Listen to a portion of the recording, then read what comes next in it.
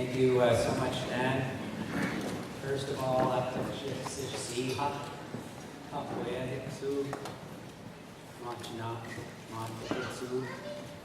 Squamish to the Squamish people and the CM, Chief Williams. I saw him standing back there earlier. He's welcomed us here into his territories. And this is proper. We always respect that we've been invited into, as has been said, Joe's house, the late Joe Matthias. And the protocol has been brought out. It's been displayed. The old laws by which we acknowledge the land that we're on. The chief welcomes us into his territories. And then the prayers are offered. Prayers not only for the good food, as was always the way our people gather over a meal. Why? Because it's good medicine to get together and to have a feast, to share a little bit of food, and to spend time with loved ones and with friends and family has always been the way the fabric of our people and our communities have been maintained. It is still that way today.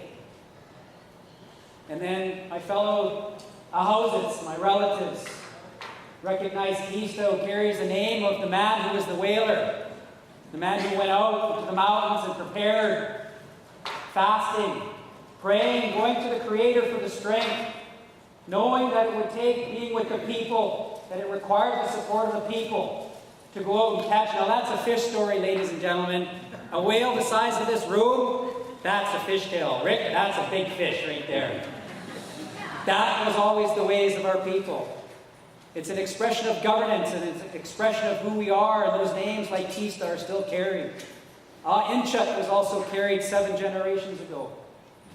Hayupino, the name you heard tonight, was 7 generations ago, and it's here again. Maquina, our Tai Hutwit, here tonight with his people together. My Uncle Tim leading us in the songs, those sacred songs that you heard, are songs that don't often travel outside of Ahousa territories.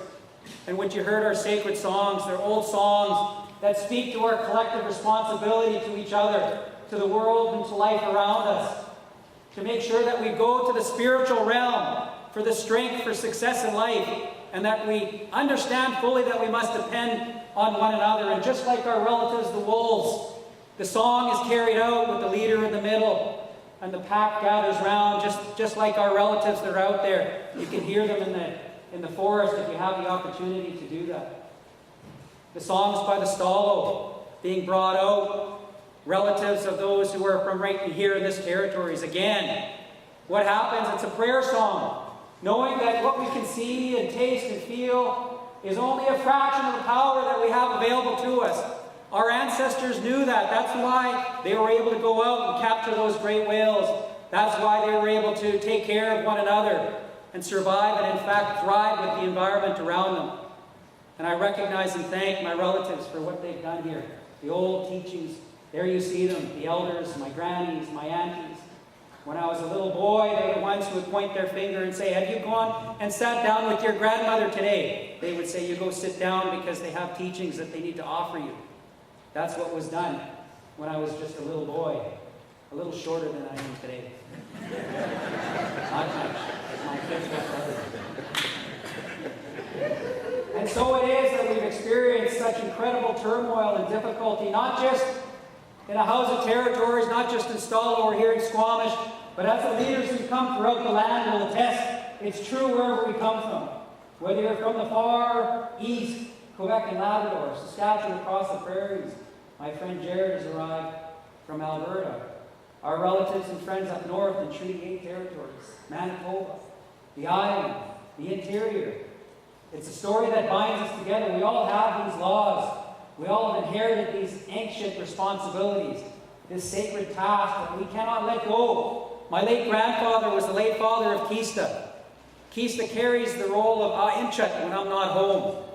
That's the law of the chiefs that's being carried out. Apwahik Mit was his name, Kista's late father. And he's the one that I had the such deep privilege of spending so much time with out on the waters, out in the territories. And he would provide me with further teachings of what I'd learned growing up from the aunties and the grannies. And he took me out in the land. He reminded me about the responsibilities that we have to one another. And then as the evening progresses and we enjoy each other's company, that the friendship centers would stand up like this as well.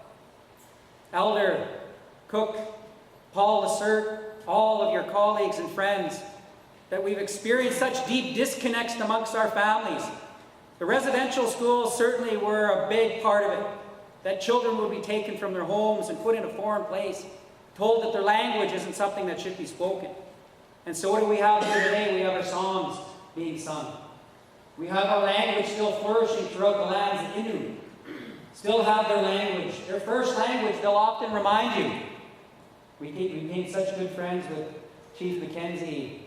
He brings with him, that deep connection with the land and territories, the hunting. French is their second language, they will remind you quite often. Just like English is our second language here. And so just like we've experienced divisions both on and off reserve, we end up with the linguistic divisions of this very country, at times dividing us. We found that the divisions here in British Columbia very often had to do with access to fish, that the elder way up the river has just as right to make sure that her smokehouse is full then as we do on the west coast to make sure that we have our fish. These things have divided us, but you know what? They're not of our making. These are divisions that we did not create, whether it's on reserve or off. Whether you were adopted out into the United States and never had the opportunity like I did to be amongst family and to learn from them.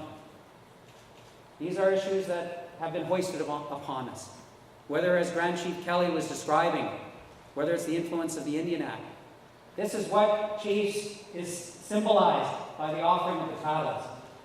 Here in West Coast Territories, the sentiment goes, but I'm sure it's the same wherever you come from, because there are waterways in your area as well. You go out for fish in Manitoba, like we go out for fish here. That we're all in this together. That there is no one individual that's going to allow us to succeed. Each one of us in our lives, and I think that goes for everyone. We succeed because we had people who saw us and they believed in us. They recognized something in us that they wanted to stand with. They wanted to express caring for and love. And so no one walks alone. We stand on the shoulders of our ancestors who went before us. The ones who did ceremonies hoping for the day when we would be able to say, it's our time to make sure that every child experiences love and has every opportunity for success in life. That the path that's been blazed by people like my father, recognized as the first to achieve an academic doctorate degree, blazing a path to make sure that the suffering is not for want, that it's because the future is going to be better.